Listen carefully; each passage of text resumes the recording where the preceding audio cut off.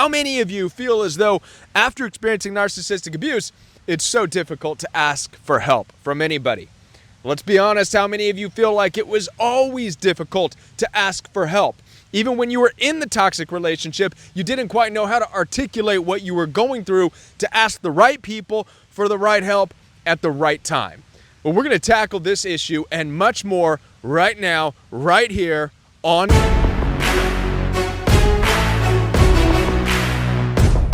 Now then, before we get too deep into this message, let me remind you that I'm here to support you. That's right, I am here to help you. And it doesn't matter if you don't know how to ask for help. I will still be able to help you. Down in the description box right below this video, you'll find access for one-on-one appointments with me. I take telephone calls and video calls through Zoom, FaceTime, and WhatsApp.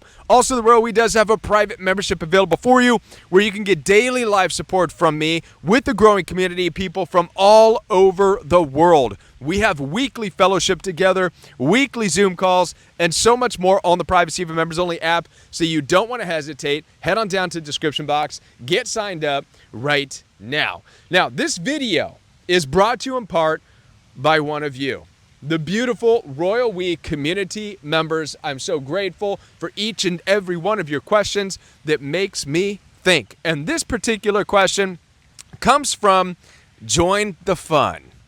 Join the fun. Thank you for not only your questions, but your relentlessness with your questions. I do believe that you know how to ask for help, and your questions to me prove it. Join the fun asks this. Kevin, please talk about how it's hard to ask for help or receiving help after experiencing narcissistic abuse, narcissistic upbringing, and narcissistic parents. I struggle with this a lot. Also, talk about how victims of narcissistic abuse turn into 3 ways. 1, either become hyper-independent. 2, or can turn into psychos. A lot of people like Jeffrey Dahmer and Richard Ramirez were heavily abused as children, and they ended up the way they are because of abusive narcissistic upbringing. 3, become hyper-religious, like go into covenant or become nuns. A lot of priests and nuns also came from abusive homes. Let's get into these. Beginning with the first question from Join the Fun, which is, can I talk about how it's difficult to ask for help because of narcissistic abuse, either a narcissistic abusive marriage or a dating relationship, and especially family? And there, my friends, lies the key. It has to do with family. It has to do with the upbringing. As a matter of fact, the narcissistic abuse that took place in your most previous relationship or your most recent relationship, chances are the reason it lasted so long was because of your inability to articulate what you needed and being able to find the right help during the relationship, which means that the problem with asking for help stems way back in our life, oftentimes into childhood. Now, what I've discovered as a coach and also in my own personal experience in my life is that what happens to a child when parents are neglectful, when children need help. If you'll notice, most children love to run to their parents and say, Mommy, Daddy, look at this. Can you help me do that? Can you help me do this? And most, if not most parents, but a lot of parents neglect that. Oftentimes telling the kids to be quiet, leave them alone. Dad's reading the newspaper. Dad's watching some stupid show. Today's generation, dad's on TikTok, mom's on Facebook, and the same thing happens. And this, over time, the child learns as they grow just to not ask for help. They just think it's a waste of time. They learn to grow that independence and thought, not because they're truly independent, but because they don't believe that people are going to offer any help or any support. Sometimes it can get worse than that. I'm going to share an example from my childhood. My mother was dating a firefighter. This was after my dad had left. I'll never forget. The guy's name was Steve. Guy was a real butthole. I don't know what you all think of firefighters out there. Some of them are real heroes. I get that. This guy, Steve, was a butthole. And he came over. He was sitting in our house. I must have been like in 5th grade. And I was trying to do my math homework.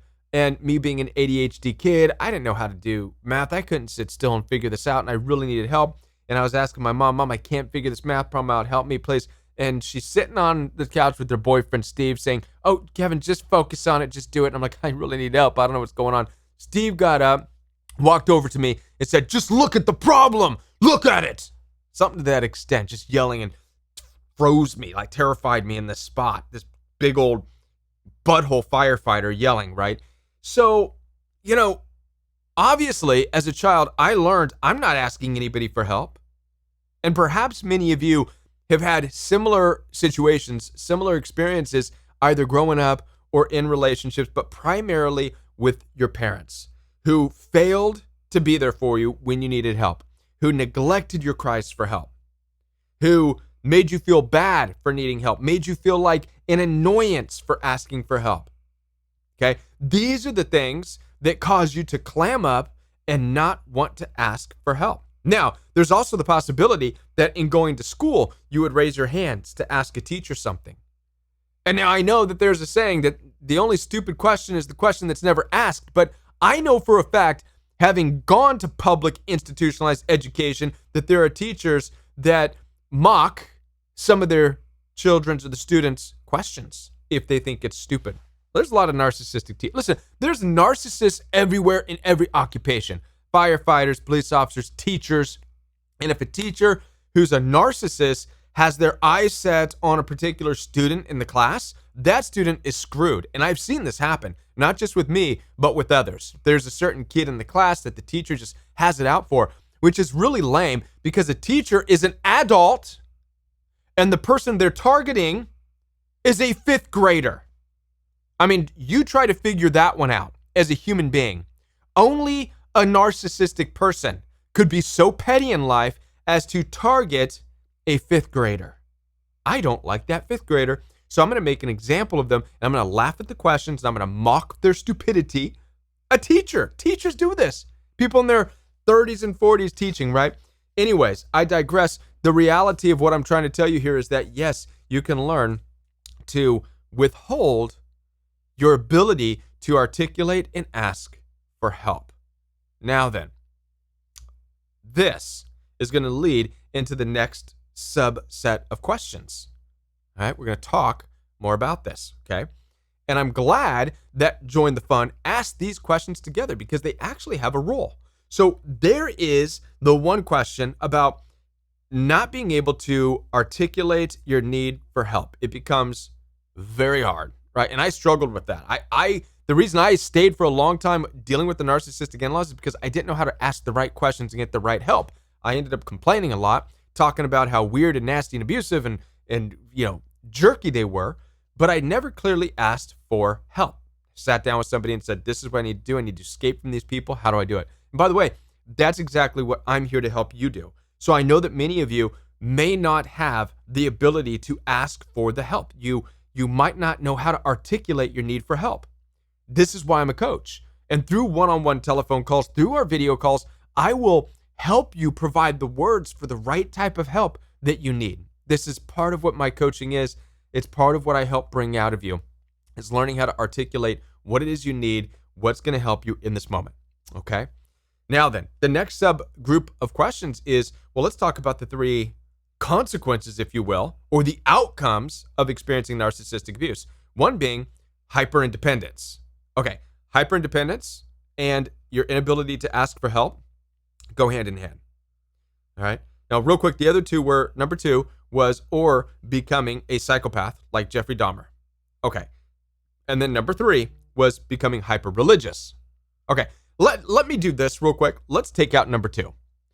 There is no evidence that a rough childhood, an abusive upbringing, or narcissistic abuse can turn somebody into a Jeffrey Dahmer psychopath.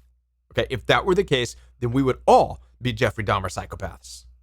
Because we have all, at least us right here, have experienced narcissistic abuse, significant abuse, even childhood abuse, right? Such as my mom's boyfriends getting in my face, yelling and screaming, stepfather punching holes in my room, in my door, slamming, right? Listen, we all experience horrible stuff. That does not create psychopaths. There's no medical or scientific evidence. When it comes to the nature of a narcissistic person, the nature of an empath, the nature of a psychopath, the nature of a sociopath, it's within the nature. What you're up against is something in that person's DNA. It's within their genetic coding. It's part of their DNA to be violent It's part of their DNA to be aggressive, to be hostile, to be a psychopath. Psychopaths are not made, they are born. Okay? This is the royal we stance, and it's unchangeable. Psychopaths, sociopaths are not made, they are born. It's an inherent part of their nature. You can have two children, both brought up in the same home, both experience the same form of abuse or neglect or whatever from the parents. One of those children can likely maybe become a murderer. The other one can become an absolute empath that has no clue why that brother or why that sister is acting out in that way. Okay? And they share the same parents. We get this image from the beginning of the Bible. Story of Cain and Abel. Two kids growing up together, presumably, right, treated the same. If anything, Cain was treated better because he was the oldest brother. Okay? So they were raised in the same environment. Their parents were Adam and Eve. How bad can that be? Right? But what happens? Cain, the oldest brother, kills Abel, the youngest brother, murders him. Psychopath, something within the nature that we're not going to be able to understand. That's what we're dealing with, not nurture. Nature, not nurture. That being said, the nurture aspect can contribute to things like not knowing how to ask for help. That is what it looks like when somebody is abused or neglected. It's an inability to seek help, an inability to maybe be able to articulate wants and needs, an inability to identify healthy relationships. Now, these things are all nurture. These things are created from abuse. An inability to want to associate with people, right? Maybe a desire to withdraw. These are all a part of the consequences of narcissistic abuse. But a psychopath, sociopath, that's within a person's nature. They're born with this thing. And it's ugly. And you want nothing to do with it. Their DNA is different. They are hardwired differently than you are. Okay? So we're going to rule number 2 out. But let's go back to number 1. The first one was hyperindependence. Now, hyperindependence piggybacks off of the first conversation that we had. The inability to ask for help can turn into a hyperindependence. Now, what this hyperindependence is it's your awakening to the reality that you are in a world surrounded by narcissistic people, but even the ones that are not narcissistic, what you're finally discovering is that people are not in this life just to help you out.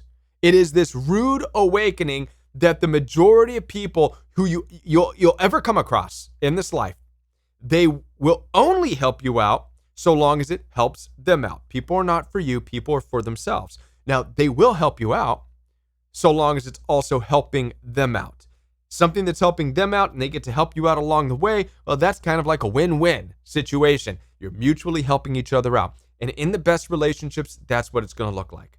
But this idea, this dreamy, utopian, fantasy world idea that we, for whatever reason, have, maybe through movies or whatever, that life is going to just help us.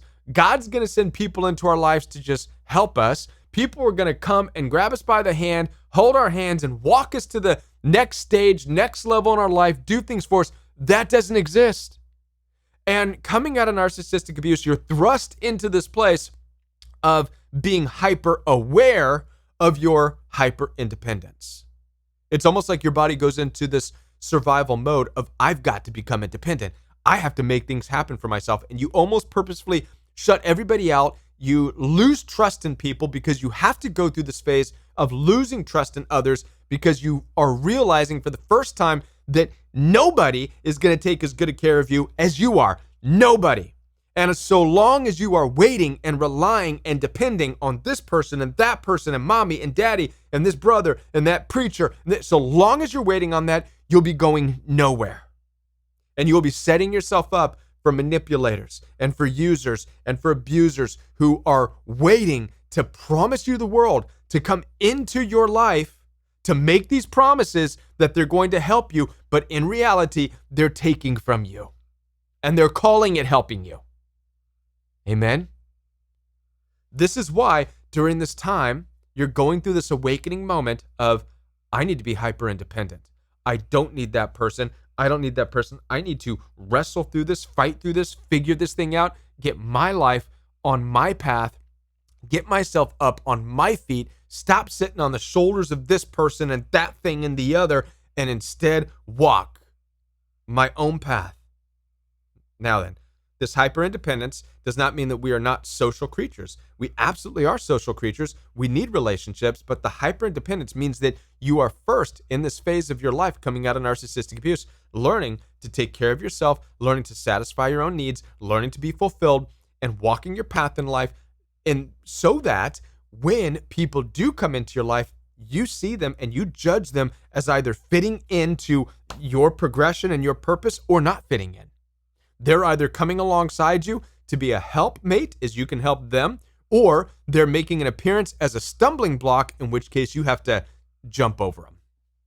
This is essentially what's taking place. So your hyper independence is a good thing. Coming out of narcissistic abuse, this is the final word on hyper independence. Amen. Congratulations. The Lord wants you to become hyper independent, maybe for a season, maybe for the rest of your life, but you need this phase to get busy on your path in this life and to take it seriously. All right. Number 2, we wiped out. That's the psychopath thing that doesn't exist. Nobody who experiences abuse is going to turn into a psychopath. That's not scientific. It's nothing. It's not biblical. It doesn't exist. All right. Psychopaths, sociopaths, narcissists are born. They're not made. All right. Now, number 3 is hyper-religious. That's an interesting one. I had to think about that for a moment. And the reason is because it was the opposite for me, kind of. It was the opposite, but then it's true. A lot of times people who experience narcissistic abuse do become hyper-religious. But with me, and maybe this resonates with you, it started out with not a hyper-religious, because I'd always been involved in churchianity. I was on worship teams in Southern California. I play bass, heavily involved in ministry. I went through a phase where I turned my back from the church because the church at that time failed to help me understand narcissistic abuse, help me to understand what I was going through, help me to come up with a plan to get out of the situation, help me with the words I needed. Instead, they were like, well, Kevin, just keep going and loving them, which is the lamest thing to say to somebody who's in an abusive relationship. Yet this, at that time, 10 or more years ago, is what most churches' approach was when people were in difficult relationships. Keep loving them. Okay.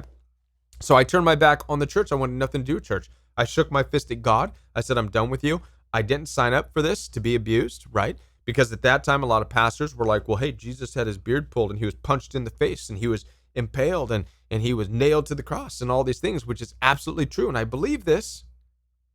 Jesus is Lord. Amen.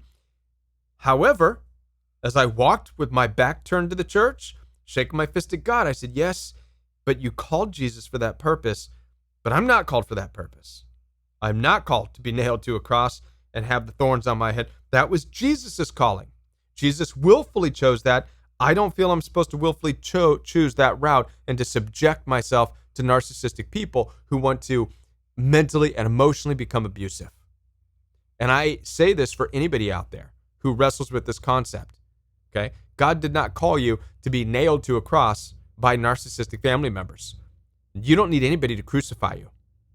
Don't do that and call it righteous, right? That's what churchianity wants to do. Oh, you're righteous if your family's abusing you and you're withstanding it. You're righteous, counted as a blessing. That's wrong, okay? In this day and age, God is not looking for martyrs.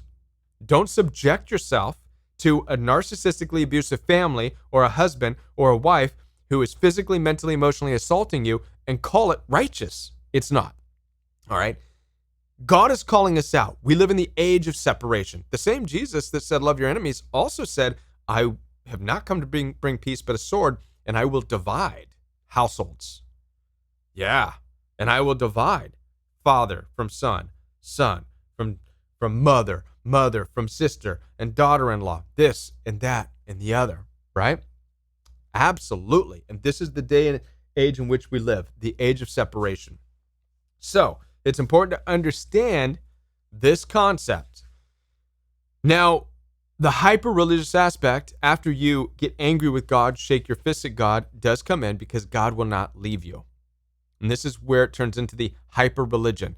God does not leave you in your brokenness. God does not leave you when you even turn your back on him because of your hurt and your anger and your brokenness because of abuse. God meets you there. and God taps you on your shoulder, and God says, congratulations, for I am the Lord, and I needed you to see this. I have opened your eyes, and I needed you to see what's taking place in the world. I needed you to see the abuse from your parents. I needed you to see the abuse in these relationships, for I have come to open and awaken those who are chosen, those who are mine, to see the truth about relationships, about love, about family, because he's rewriting that in this generation. The Lord has been in the process of rewriting our relationships and what it is and what family is in real time. Listen, how many of you believe the Word of God is the living Word? I do. And therefore, it being a living Word, how many of you now realize that different things come alive within the book? And this is the day and age. This is the time of division. This is the time where the wheat is being separated from the tares, so to speak. The wheat and the weeds are being pulled apart. And for a lot of you, this is your family. This is a marriage. This is a relationship. These are friendships that you never should have been in. Your differences are so great. It's like different animals. You're like a deer. They're like bears. And all they can do is gnaw at your legs and yell and scream and curse you. And all you could do as a deer is kick them in the head and damage their eye socket. And this is the image of what's taking place.